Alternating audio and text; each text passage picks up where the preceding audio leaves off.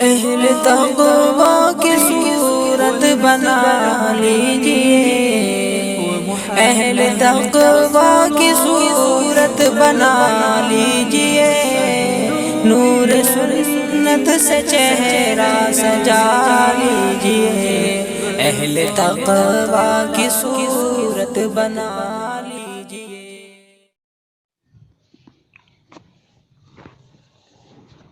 حضرت امام فقی ابو اللیث سمرقندی ارشاد فرماتے ہیں کہ دیکھو یہ آیت جو قرآن میں نازل ہوئی، اس سے دھوکے میں نہ پڑ جانا۔ آیت ہے من جاء بالحسنہ فلہ عشر امثالھا ومن جاء بالسیئہ فلا یجزی الا مثلھا وہم لا یظلمون۔ لوگ اس آیت کو معمولی سمجھتے ہیں، خوش ہوتے ہیں اس معنی کر کہ جو آدمی نیک کام لے کر آئے گا قیامت کے دن، من جاء بالحسنہ، جو نیکی لے کر آئے قیامت میں، اس کو 10 گنا ملے گا۔ نیکی کرنے والے اس پر خوش، الحسنۃ بعشر امثالھا۔ اور جو شخص برا کام لے کر آئے، من جاء بالسیئہ، اس کو برابر برابر سزا ملے گی۔ تو اس معنی کر یوں سمجھتے ہیں کہ گناہ اگر ہوا تو بس برابر سرابر کا معاملہ ہے، 10 گنا سزا نہیں ہے، اور نیکی وہاں 10 گنا ہو جائے۔ یاد رکھو قیامت کے دن نیکی لانے کو کہا گیا ہے۔ انسان کو عمل کرنا آسان ہے، لیکن قیامت میں لے کر آنا بہت مشکل ہے، اس لیے معمولی مت سمجھو۔ دنیا میں انسان نیک کام بے شک کر لیتا ہے، مگر قیامت میں وہ کب لایا جائے گا؟ جب اللہ تعالیٰ کے ہاں وہ مقبول ہو، اللہ تعالیٰ کے ہاں وہ پسندیدہ ہو، تب وہ قیامت میں سامنے آئے گا، ورنہ تو ضائع منہ پر پھینک کر مار دیا جائے گا۔ تو عمل کرنا آسان ہے نیک، لیکن اس نیکی عمل کو لے کر آنا بہت مشکل ہے۔ لہذا دھوکے میں مت پڑنا کہ نیکی پر 10 گنا مل رہا ہے۔ اور برائی کو قرآن میں اگرچہ ایک ہی کہا گیا، فلا یجزی الا مثلھا، برائی میں ایک ہی برائی ملتی، لیکن یاد رکھو ایک برائی اپنے اندر بہت سارے عیب رکھتی ہے۔ اس ایک برائی پر کس قدر وبال ہے اللہ کے یہاں، یہ مت سمجھو کہ بس مثلھا ہے، نعوذ باللہ۔ اللہ نے کسی بھی برے عمل کے اندر نہ جانے کتنے عیوب رکھے ہیں، کتنی مصیبتوں کا وہ ذریعہ ہے۔ سیئہ مثلا جب آدمی گناہ کرتا ہے تو اپنے مالک کو ناراض کر رہا ہے، اپنے خالق کو، اور خالق و مالک ہر وقت قادر ہے، جب چاہے جو چاہے کرے۔ تو ایک برائی کی ہے مگر اللہ کو ناراض بھی کر رہا ہے۔ صرف اتنا ہی نہیں، اور سنو، نیکی کا برائی کرنے والا اللہ کے دشمن ابلیس کو خوش کرتا ہے۔ تو برائی اللہ کی ناراضگی کا، شیطان کی خوشی کا ذریعہ، اس سے بڑھ کر کوئی عیب ہو سکتا ہے؟ نیز برائی بندے کو جنت سے دور کرتی ہے، یہ مستقل عیب ہے برائی میں۔ برائی کرنے والا جنت سے دور ہوتا چلا جاتا ہے اور جہنم کے قریب ہو جاتا ہے۔ بدترین جگہ جو جہنم ہے، نیکی اس کے قریب کرنے والی ہے۔ کیا یہ نیکی کے اندر مصیبت نہیں ہے؟ نیز آدمی کے لیے برائی کرنا اپنے نفس پر بہت بڑا ظلم کرنا ہے۔ یہ شخص برائی کر کے اپنے نفس پر ظلم کر رہا ہے۔ نیز برائی کرنے سے نفس انسانی ناپاک ہو جاتا ہے، اللہ کے ہاں قابل مذمت ہے۔ اللہ نے نفس کو پاک صاف، نہایت سیدھا سادہ طاہر پیدا کیا ہے، یہ نیکی گناہ کر کے، یہ برائی کر کے اسے کالا کر رہا ہے۔ جہاں کوئی برائی کی گئی آدمی کے دل پر نقطہ سیاہ لگ جاتا ہے۔ نیز برائی کرنے والا فرشتوں کو بھی تکلیف پہنچاتا، حالانکہ فرشتے انسانوں کو تکلیف نہیں پہنچاتے، جو تمہیں تکلیف نہ پہنچائے تم اسے تکلیف پہنچائے، یہ کتنا بڑا عیب ہے۔ نیز برائی کرنے والا اپنے نبی آقا صلی اللہ علیہ وسلم کو غمگین کرتا ہے، ہمارے آقا گناہوں سے بڑے غمگین ہیں۔ نیز برائی کرنے والا اپنے آپ پر رات اور دن کو گواہ بناتا ہے، یہ قیامت میں گواہی دیں گے اس کی برائی کی۔ نیز برائی کر کے آدمی انسانوں سے، تمام مخلوقات سے خیانت کر رہا ہے، برائی کرنے والا خائن۔ آدمیوں سے خیانت تو یہ ہے کہ اگر کسی کی شہادت اس کے پاس تھی، گناہ کی وجہ سے وہ شہادت ساقط ہو، یہ شہادت کے قابل نہیں رہا، یہ فاسق ہو گیا، اپنے ساتھی کے حق شہادت کو گناہ کر کے اس نے باطل کر دیا، یہ خیانت ہے۔ نیز آپ نے سنا ہوگا برائی کرنے سے بارش رک جاتی ہے، گناہ کرنے والا بارش روک کر تمام مخلوق کو پریشان کر رہا ہے، یہ ساری مخلوق کے ساتھ خیانت ہے۔ اے لوگوں گناہوں سے بہت بچو۔ حضرت امام فقی ابو اللیث فرما رہے ہیں اس آیت سے دھوکے میں مت آ جانا کہ ایک گناہ بس ایک ہی گناہ ہے، یاد رکھو اس ایک گناہ کی نحوستیں بے شمار، اس قدر عیوب ہے اس میں کہ جس کو آدمی اگر محسوس کر لے کبھی گناہ کی جرت نہ کرے۔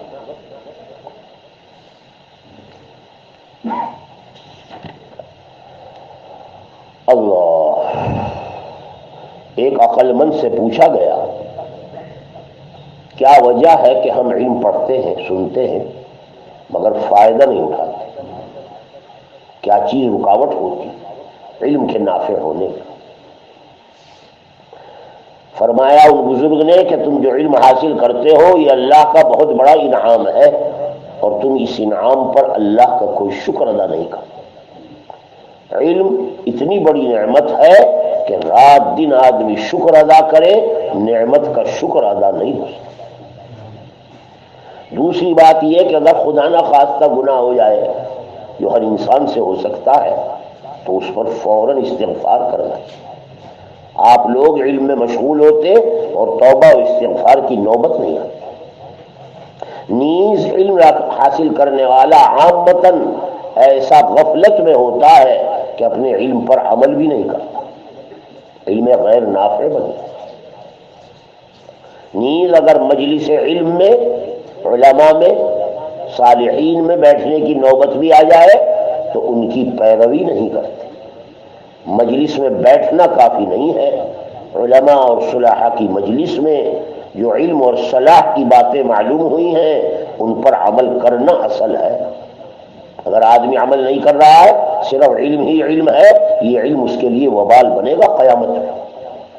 اس لیے آدمی کو چاہیے کہ اچھے لوگوں کے پاس جب بیٹھے تو صالحین کا اتباع کرے۔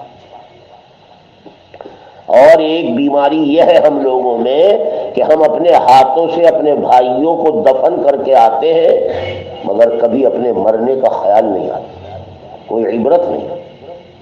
یہ وہ امور ہے غفلت والے کہ جس کی وجہ سے آدمی علم سے پورا نفع نہیں اٹھاتا۔ حضرت کا ارشاد ہے کہ ہر روز آسمان سے فرشتے اترتے ہیں، زمین کے مختلف علاقوں میں نزول ملائکہ ہوتا رہتا ہے، مکہ مکرمہ میں، مدینہ طیبہ میں، بیت المقدس میں، مسلمانوں کے جو قبرستان ہیں ان میں، اسی طرح بازاروں میں۔ ایک حدیث میں آتا ہے مکہ مکرمہ میں جو اترنے والا فرشتہ ہے اللہ تعالیٰ اسے ہدایت دیتے، پابند کہتے، بناتے پابند کہ یہ اعلان کرو کہ جو کوئی اللہ کے فرض کو چھوڑتا ہے وہ اللہ کی رحمت سے محروم ہے۔ فرائض کی پابندی، فرائض کا اہتمام آدمی کے لیے موجبات رحمت میں سے، اللہ کی رحمت کو واجب ہے۔ آج امت موجبات رحمت سے محروم ہے۔ اسی طرح مدینہ طیبہ میں جو فرشتہ اتارا جاتا ہے اسے اعلان کرایا جاتا ہے، یہ اعلان کرو کہ جو شخص آقا کریم صاحب مدینہ صلی اللہ علیہ وسلم کی سنتوں کو چھوڑتا ہے وہ قیامت کے دن شفاعت سے محروم ہو جاتا ہے۔ نعوذ باللہ، سنتوں کو چھوڑ دینا اپنے نبی کی شفاعت سے محرومی کا ذریعہ۔ فرائض کا اہتمام اور اتباع سنت یہ فرشتوں کے اعلان کا خلاصہ ہے۔ بیت المقدس میں جو فرشتہ اتارا جاتا ہے اس سے اعلان کرایا جاتا ہے لوگوں سن لو، جو کوئی حرام طریقے سے مال کمائے گا اس کا کوئی عمل خدا کے ہاں مقبول نہیں۔ استغفر اللہ، نماز ہو، روزہ ہو، تسبیح ہو، سب چیزوں میں لگ رہا ہو، مگر حرام کمائی ہو، اللہ کے ہاں اس کا کوئی عمل قابل قبول نہیں۔ فرشتہ قبرستان میں بھی اتارا جاتا ہے اور وہ اتر کر قبرستان میں اعلان اہل قبور کے لیے کرتا ہے، قبرستان والوں کے لیے پوچھتا ہے، اے قبر والوں بتاؤ تمہیں ندامت کس بات پر ہے اور رشک کس بات پر ہے؟ مرنے والا ندامت کس بات پر کر رہا ہے مرنے کے بعد، اور رشک غیبتہ کس پر کر رہا ہے؟ قبرستان سے جواب آتا ہے فرشتوں کے پاس، فرشتے سنتے ہیں، ہم آپ سنیں یا نہ سنیں، قبرستان والے جواب دیتے ہیں ہمیں ندامت اس پر ہے کہ ہماری عمر ضائع ہو گئی اور ہم کچھ کام کر کے نہیں آئے۔ عمر کو بیکار ضائع کرنے پر آج ندامت ہے اور اس ندامت کا کوئی فائدہ نہیں۔ ہاں ہمیں رشک اور غبطہ ان لوگوں پر ہے جو دنیا میں قرآن پاک کی تلاوت کرتے تھے، علم دین سیکھتے تھے، حضرت پر درود پڑھتے تھے، گناہوں پر استغفار کرتے تھے۔ ہمیں ان لوگوں پر رشک ہے اور ہم ان اعمال سے قبروں میں آنے کے بعد قاصر ہیں، کوتاہ۔ قبر میں پہنچ کر اب عمل نہیں ہے، قبر دار العمل نہیں ہے، قبر تو دار الجزا ہے، وہاں کوئی عمل نہیں۔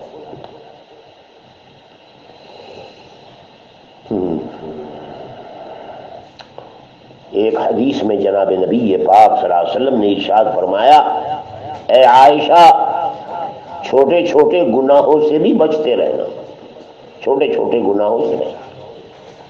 اللہ تعالیٰ کی طرف سے سوال ہوگا چھوٹے گناہ۔ مشہور ہے کہ چھوٹے چھوٹے گناہوں کی مثال ایسی ہے جیسے چھوٹی چھوٹی لکڑیاں۔ یاد رکھو چھوٹی چھوٹی لکڑیوں میں آگ جلدی لگتی اور خوب بھڑک جاتی، معمولی مت سمجھنا چھوٹے گناہ۔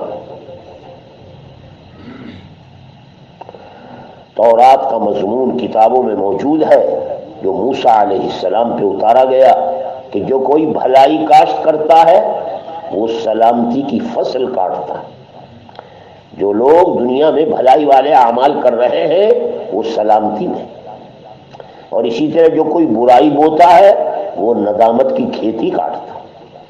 من یعمل سوءا یجزا بہ، جو شخص برا کام کرے گا اسے ویسی ہی سزا ملے۔ حضرت ابن عباس سے کسی نے سوال کیا کہ ایک آدمی ہے جس کے اعمال اچھے بہت ہیں اور گناہ بھی، آپ کے نزدیک یہ اچھا ہے یا جس کے اعمال کم ہیں اور گناہ بھی کم؟ ایک شخص کے اعمال بہت ہیں مگر گناہ بھی بہت ہیں، وہ آدمی اچھا ہے یا ایک شخص ہے جس کے اعمال کم ہیں اور گناہ بھی کم ہیں؟ ارشاد فرمایا تھوڑے گناہ والا زیادہ سلامتی کے قریب ہے۔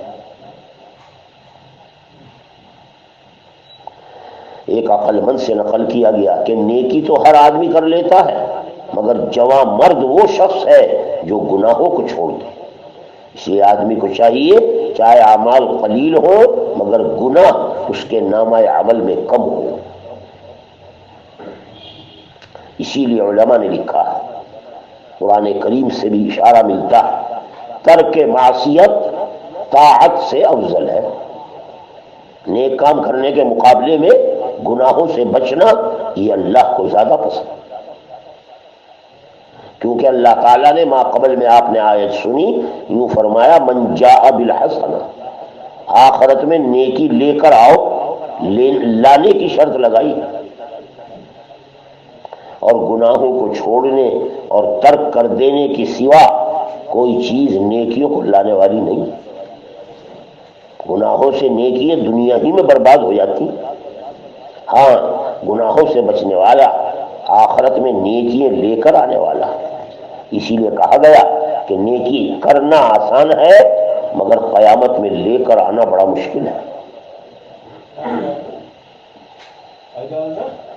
حضرت امام فقی ابو اللیث صبر تشریف لائیے مولانا، اہلاً و سہلاً، ماشاء اللہ۔ ابھی بھی پہنچے جی؟ ماشاء وہاں پڑھ لیں جی، ماشاء یہاں بھی بڑھ جاؤ، چائے پیئیں گے۔ کیسے ملا اللہ سورت سے آ رہے آپ بھی؟ ماشاء ایک ساتھ سب خیریت تھا بھائی؟ چائے شبہ ابھی بھی اندر جاؤ، شیخ جی تو خالی بیٹھے اس لیے کہہ رہے ہیں اندر آرام سے بھی آج تھک رہے سب ماشاء اللہ، سن آرام سے۔ جی ہاں، بوڑھے آدمی کو جوان نظر ہی آئے سر ماشاء اللہ، سفر سے آئے ابھی۔ گناہ گاروں کے بارے میں آقا کریم صلی اللہ علیہ وسلم صحابہ کرام کو گناہوں سے بہت ڈراتے تھے۔ حضرت نے ایک موقع پر ارشاد فرمایا، اللہ تعالیٰ ظالم اور گنہگار کو دنیا میں مہلت دیتے رہتے ہیں مگر یاد رکھو جب پکڑتے ہیں تو پھر چھوڑتے نہیں، جب پکڑتے ہیں تو چھوڑتے نہیں۔ قرآن نے اعلان کیا، وَكَذَلِكَ أَخْذُ رَبِّكَ إِذَا أَخَذَ الْقُرَىٰ وَهِيَ ظَالِمَةٌ إِنَّ أَخْذَهُ أَلِيمٌ شَدِيدٌ۔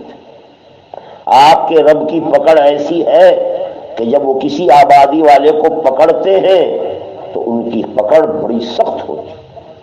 اے لوگوں، گناہ کرنے میں اپنے رب کی پکڑ سے بچو۔ گناہ گار کی پکڑ اللہ تعالیٰ کے ہاں اخذہ علیم شدید۔ حضرت نے ارشاد فرمایا، جس کسی نے اپنے بھائی پر کوئی ظلم اور زیادتی کر رکھی ہے، خواہ اس کی عزت آبرو سے متعلق ہو یا مال سے متعلق ہو یا اور کوئی حق ہو جو اپنے بھائی کا دبایا ہے، دیکھو آج ہی معاف کرا لینا، ورنہ قیامت کے دن مواخذے سے پہلے وہاں بدلہ دینے کے لیے حق کا نہ کوئی درہم ہوگا نہ دینار ہوگا۔ ہاں عمل صالح اگر ہوگا اس عمل صالح کو ظلم کے بدلے میں دے دیا جائے گا۔ جس کا حق طلب کیا ہے اپنے نیک اعمال اسے دینے پڑیں گے، کیونکہ قیامت کے دن کا اعلان ہے کہ یقضی بالحسنات والسیئات، اللہ یقضی بالحسنات۔ وہاں نہ روپیہ ہے، نہ پیسہ ہے، نہ درہم ہے، نہ دینار ہے، نہ سفارش ہے، وہاں ہر ایک کا حق ادا کرنا پڑے گا۔ اللہ کو ایک ایک حق رائی کے دانے کے برابر معلوم ہے، وہ سارا ادا کرنا ہوگا، اور ادائیگی کہنے سے تمہارے نیک اعمال اصحاب حقوق کو دے دیے جائیں گے۔ اور خدا نہ خواستہ اب بھی اگر حق باقی رہ گئے، نیکیوں کے انبار لے کر آیا تھا، ساری نیکیاں دے دی اور اب بھی حق تلفی باقی ہے، تو کہا جائے گا صاحب حق مظلوم کی برائیاں اس کے سر پر ڈال دو۔ لے کر آیا تھا نیکیاں اور گناہوں کے انبار واپس لے کر جا رہا ہے۔ اسی لیے حضرت نے ایسے شخص کو اپنی امت کا سب سے بڑا مفلس قرار دیا، نعوذ باللہ۔ مجلس ہو رہی ہے، حضرت نے ارشاد فرمایا، جانتے ہو مفلس کون ہے؟ فقیر۔ عرض کیا حضرت جس کے پاس نہ درہم نہ دینار نہ سامان نہ پیسہ نہ کچھ؟ فرمایا نہیں، وہ مفلس نہیں ہے۔ سنو، میری امت کا مفلس وہ ہے جو قیامت کے دن نماز، روزے، زکوٰۃ، نہ جانے کتنے اعمال لے کر آیا ہے مگر دنیا میں حق تلفی کی، کسی کو گالی دی، کسی کی غیبت کی، کسی پر بہتان لگایا، کسی کا مال کھایا، خدا نخواستہ کسی کا خون بہایا، کسی کو مارا اور پیٹا، اور نہ جانے کیا کیا برائی ہے جو دنیا میں صبح سے شام تک انسان کرتا ہے۔ تو اس کی وہ نیکیاں ان مذکورہ لوگوں میں تقسیم کی جائیں گی۔ اگر حق ادا ہو گیا تو سبحان اللہ، اور اگر حق ادا نہیں ہوا تو کہا جائے گا کہ اصحاب حقوق کے گناہ اس ظالم کو دے دیے اور وہ ظالم گناہوں کا انبار لے کر دوزخ میں پھینک دیا جائے. یہ ہے میری امت کا مفلس. اے لوگوں، مفلس ہونے سے بچو، کسی کی حق تلفی نہ کرو، اور کسی کا ذرا سا حق بھی اگر لیا ہے وہ دنیا میں معاف کرا لو، آخرت میں معافی کی کوئی گنجائش نہیں. ابو میسرہ فرماتے ہیں ایک شخص کو قبر میں دفن کیا گیا. فرشتے منکر نکیر کوڑا لے کر آ گئے، کہنے لگے ہم تو یہ 100 کوڑے لگائیں گے. مرنے والے نے کہا کہ میں نے تو ایسے نیک اعمال کیے. فرشتوں نے بجائے 100 کے اس کی بات سن کر 10 کی کمی کر دی. اچھا، بجائے 100 کے 90 کو. یہ معذرت کرتا رہا. وہ کمی کرتے رہے حتیٰ کہ ایک کوڑے پر آ کر بات پہنچ گئی. اچھا، ایک کوڑا مارنا پڑے گا آپ لوگوں کے. کہنے لگا ایک کوڑا تو ہم کھا لیں. چنانچہ ایک کوڑا جب لگایا گیا ساری قبر آگ سے بھڑک گئی. وہ پوچھے گا تم نے مجھے کس بنا پر مارا ہے؟ کہنے لگے وہ کہ تو ایک مظلوم شخص کے پاس سے گزرا تھا، اس نے تیرے سے مدد چاہی تھی، تو نے اس کی مدد نہیں کی. یہ اس شخص کا حال جو مظلوم کی مدد بھی نہ کر سکے. حضرت اس طرح کی مثالیں دیتے. یہ باتیں تو قیامت میں قبروں میں پہنچ کر پیش آئیں گی، مگر ہمارے آقا صلی اللہ علیہ وسلم گناہوں کی برائی دل میں بٹھانے کے لیے ایسی مثالیں، ایسے واقعات، ایسے نقشے کھینچتے تھے کہ حضرت کی بات منہ سے نکلتی اور دل تک پہنچتی. میمون ابن مہران فرماتے ہیں کہ ایک آدمی قرآن پڑھ رہا تھا. یاد رکھو، قرآن پڑھنا کافی نہیں ہے. بعض مرتبہ آدمی قرآن پڑھتا ہے اور قرآن اس پر لعنت کرتا ہے. حضرت یہ کیسے؟ قرآن پڑھنے والے کو تو ثواب ملنا چاہیے، قرآن اس پر بجائے ثواب کے موجب اجر ہونے کے موجب لعنت بن رہا. فرمایا تمہیں معلوم نہیں قرآن پڑھنے والا کبھی ظالم ہوتا ہے اور قرآن میں اپنی زبان سے پڑھ رہا ہے الا لعنت اللہ علی الظالمین.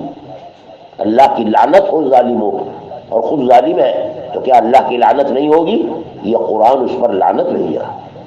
اے لوگوں، گناہوں سے بچو، خالی قرآن پڑھنا کافی نہیں. حضرت امام فقی ابو اللیث فرماتے کہ کوئی گناہ بھی ظلم سے بڑھ کر نہیں. حق تلفی ظلم نام ہے کسی کے حق مار دینے کا، اس سے بڑھ کر کوئی گناہ نہیں ہے. کیونکہ جو گناہ ہمارے اور اللہ کے درمیان ہے، زنا کاری ہے اور دیگر چیزیں ہیں، شراب خوری ہے وغیرہ ذالک، وہ اللہ تعالیٰ جب چاہے اپنے کرم سے معاف فرما سکتے، کیونکہ قرآن کا اعلان ہے واللہ یغفر لمن یشاء ویغفر ما دون ذلک لمن یشاء. لیکن جو گناہ، جو حق تلفی بندوں کے ساتھ ہے، اپنے ساتھی کے ساتھ آپ نے کوئی حق تلفی کی ہے، اللہ اس کو کیسے معاف کرے؟ اس کو تو راضی کرنا پڑے گا، راضی کیے بغیر کوئی چارہ نہیں ہے.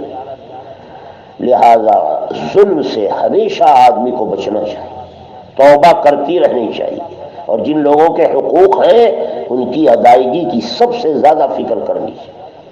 دنیا میں مظلوم سے معاف کرا لینا بہتر ہے زیادہ نیک اعمال میں لگنے کے بجائے.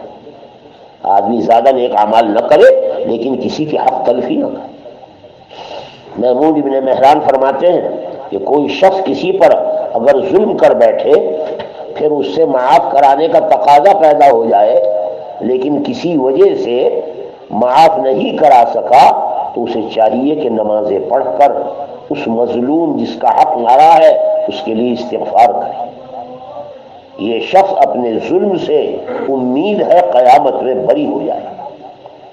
آدمی کو چاہیے کہ جس کی حق تلفی کی ہے سب سے بہتر شکل ہے کہ اس سے معاف کرائے. لیکن اگر کوئی وجہ معافی کی نہیں، وہ مظلوم مر گیا یا کوئی بات پیش آئی، تو جتنا ہو سکے جس کا حق دبایا ہے اس کے لیے دعائے مغفرت کرے. دعائے مغفرت بھی ادائیگی حق میں داخل ہے. حضرت عبداللہ بن مسعود فرماتے ہیں دیکھو جو شخص ظلم میں ظالم کی اعانت کرتا، کسی کے حق مارنے میں، حق تلفی میں مدد کر رہا ہے، اسے ایسی دلیل سے سمجھا رہا ہے جس سے وہ مسلمان کا حق طلب کرنے پر آمادہ ہو گیا۔ مسلمان کی حق تلفی جو ایک بہت بڑا گناہ ہے، آپ نے اس پر اس کی مدد کی۔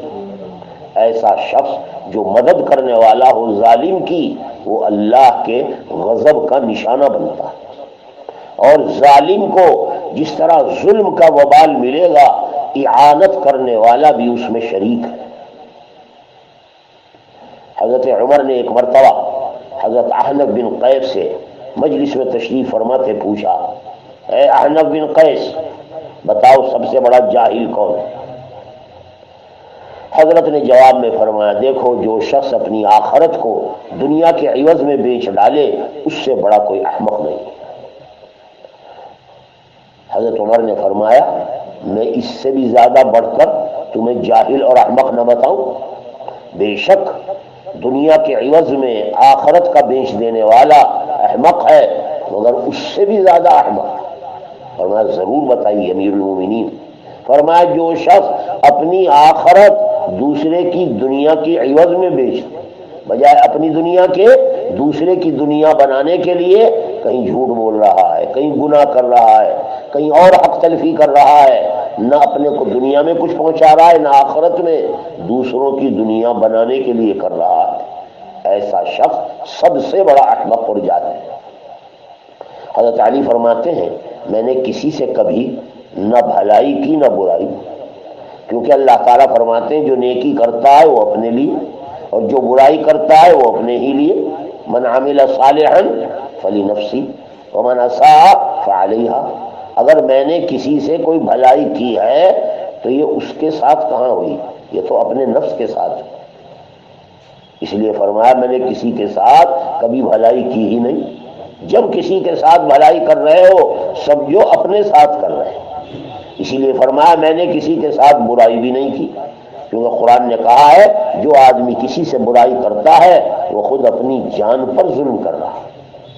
حضرت ابو سعید خدری فرماتے ہیں ایک مہاجر صحابی حضرت کی خدمت میں تشریف لائے، کچھ کام تھا انہوں نے عرض کیا کہ حضرت کچھ تنہائی میں عرض کرنا چاہتا۔ حضرت ان کو لے کر ایک سنگلاخ وادی کونے میں چلے۔ ان کی بات سن کر حضرت کسی سفر میں تھے، حضرت تمام رات اپنے کاموں میں مشغول رہے، صبح نمودار ہو گئی، واپس تشریف لائے، نماز ادا فرمائی، اتنے میں سواری آئی، آپ سوار ہوئے تو اس شخص نے آپ کی ناقہ پکڑ لی، کیونکہ اب تک حضرت نے اس نے عرض کیا تھا مجھے تنہائی میں چاہیے، تنہائی کا وقت نہیں دیا تھا۔ جب حضرت سوار ہوئے تو اس نے آپ کی ناقہ کی مہار پکڑ لی، عرض کیا مجھے حضرت آپ سے کچھ کام ہے، فرمایا مجھے جانے دو تمہارا کام ہو جائے گا۔ غرض کے اس موقع پر بھی موقع نہیں دیا بات سننے کا، مگر اس شخص نے اونٹنی کی نکیل چھوڑی نہیں۔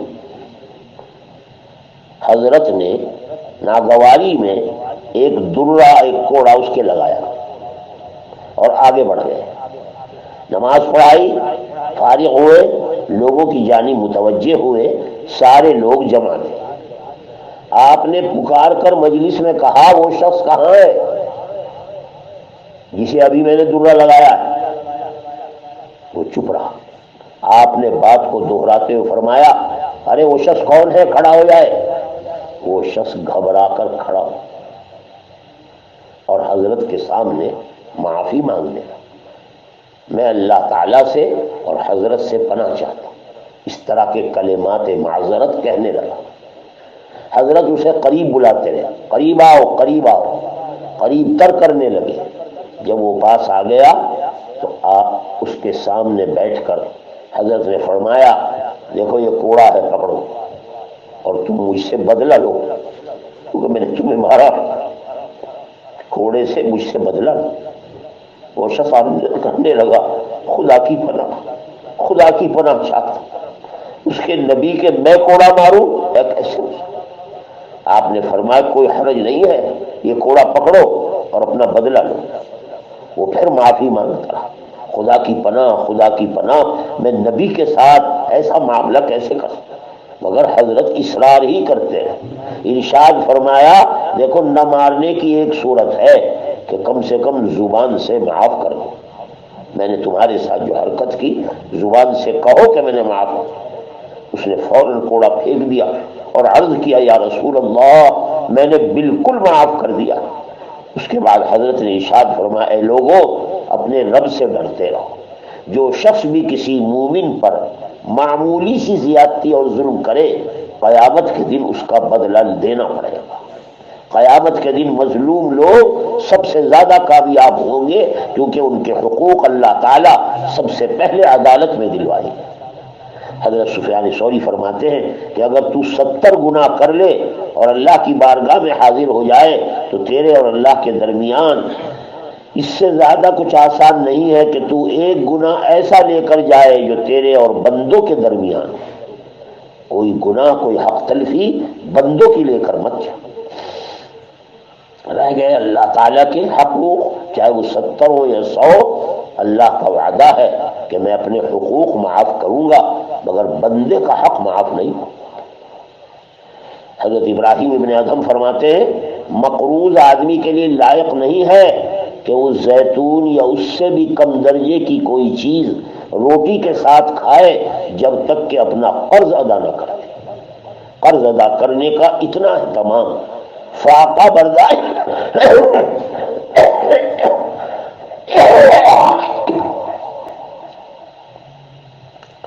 آدمی فاقہ برداشت کر لے مگر کسی کا قرض برداشت نہ کرے، جب تک قرض ادا نہ کرے کسی چیز کے ساتھ بھی روٹی نہ کھائے، لوگوں کی حق تلفی میں اتنا ڈرے۔ حضرت فضیل ابن عیاض فرماتے ہیں اللہ تعالیٰ کے قرآن کی ایک آیت کا پڑھنا اور اس پر عمل کرنا مجھے 1000 مرتبہ ختم قرآن سے زیادہ محبوب ہے۔ ایک آیت پڑھ کر عمل، اسی طرح کسی مومن کو خوش کرنا اور اس کی ضرورت میں کام آ جانا عمر بھر کی عبادت سے افضل ہے۔ کسی مومن کو خوش کر دینا اور اس کا کام بنا دینا، اور دنیا سے بے رغبتی اور اس کا ترک زمین آسمان والوں کی عبادت سے زیادہ پسند۔ حضرت ابو بکر وراق فرماتے ہیں کہ بندوں پر ظلم کرنا یا کوئی حق تلفی کرنا ڈرتے رہو سلب ایمان کا ذریعہ بن جاتا ہے، نعوذ باللہ، استغفر اللہ۔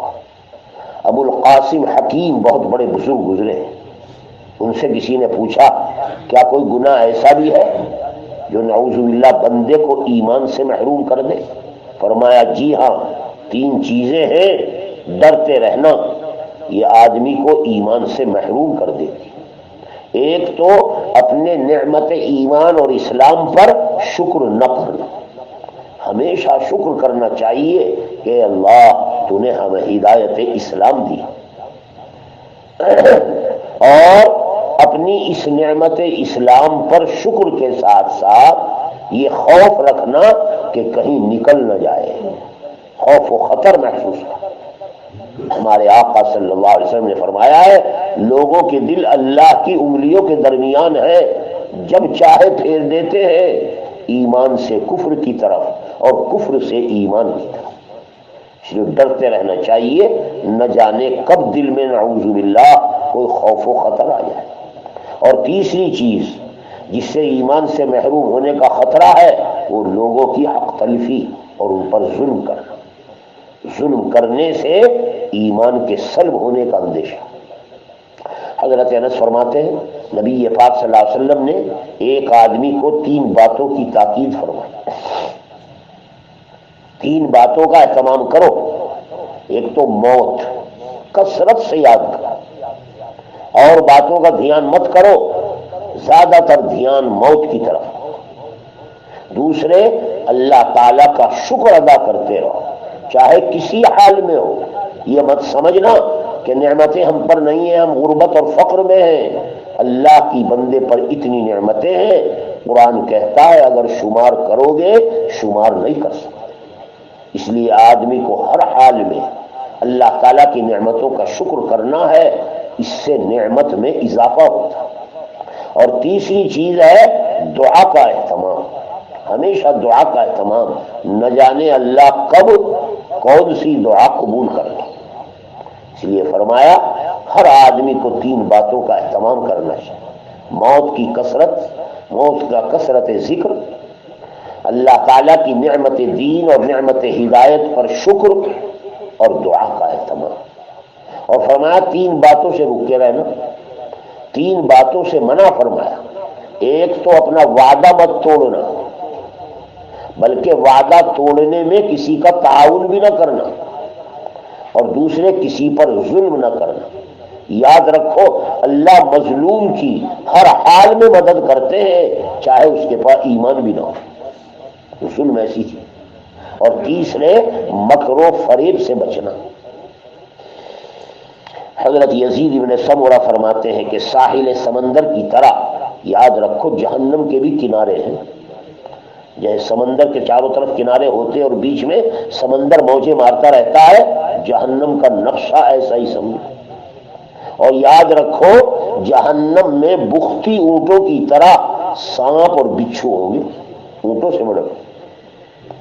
اہل جہنم جب عذاب ہلکا ہونے کی درخواست کریں گے، نعوذ باللہ، اپنے سخت عذاب سے پناہ مانگیں گے، تو حکم ہوگا کہ کناروں سے باہر نکل جاؤ، جہنم کے کناروں سے۔ جیسے ہی وہ نکلنا چاہیں گے سانپ اور بچھو اپنے ہونٹوں سے ان کو پکڑ لیں گے اور ان کی کھال تک اتار دیں گے۔ وہ لوگ وہاں سے بچنے کے لیے پھر بجائے کنارے کے آگ کی طرف بھاگیں گے اور ان پر اور عذاب مسلط ہو جائے۔ بعض روایات میں آتا ہے کھجلی مسلط کر دی جائے گی، کھجلاتے کھجلاتے ہڈیاں تک ننگی ہو جائیں گی۔ پوچھنے والا پوچھے گا کیا تکلیف محسوس ہوتی ہے؟ وہ کہے گا ہاں، تو کہا جائے گا یہ اس تکلیف کے عوض ہے جو دنیا میں تو نے اہل ایمان کے ساتھ کیا۔ زدناہم عذابا فوق العذاب بما كانوا یفسدون۔ حضرت عمر سے روایت ہے مومن کے ظالم ہونے کے لیے 3 باتیں کافی، 3 باتیں ظلم میں داخل۔ ایک تو جو کام خود کرتا ہے دوسروں کو اس کا الزام دیتا ہے اور عیب لگاتا ہے، یہ ظلم ہے۔ نیز دوسروں میں ایسے عیوب دیکھتا ہے جو اپنے اندر نہیں دیکھتا، لوگوں کے عیب تلاش کرنا یہ ظلم ہے۔ نیز اپنے ہم نشینوں کو لا یعنی باتوں کے ذریعے تکلیف پہنچاتا۔ یہ 3 باتیں ایسی ہیں جو ظلم میں داخل۔ نبی پاک صلی اللہ علیہ وسلم کا ارشاد ہے قیامت کے دن عرش کے نیچے ایک پکارنے والا فرشتہ پکارے گا کہ اے محمد صلی اللہ علیہ وسلم کی امت، میرے حقوق جو تمہارے ذمے تھے وہ میں نے معاف کر دیے، البتہ جو تمہارے آپس کے حقوق ہیں، ظلم اور زیادتیاں ہیں، وہ ایک دوسرے کو معاف کراؤ، تب میری رحمت کی بدولت جنت میں داخلہ ہوگا۔ اللہ تعالی ہمیں لوگوں کے حقوق کے ادا کرنے کی توفیق عطا فرمائے۔ سبحانک اللہم و بحمدک نستغفرک و نتوب الیک۔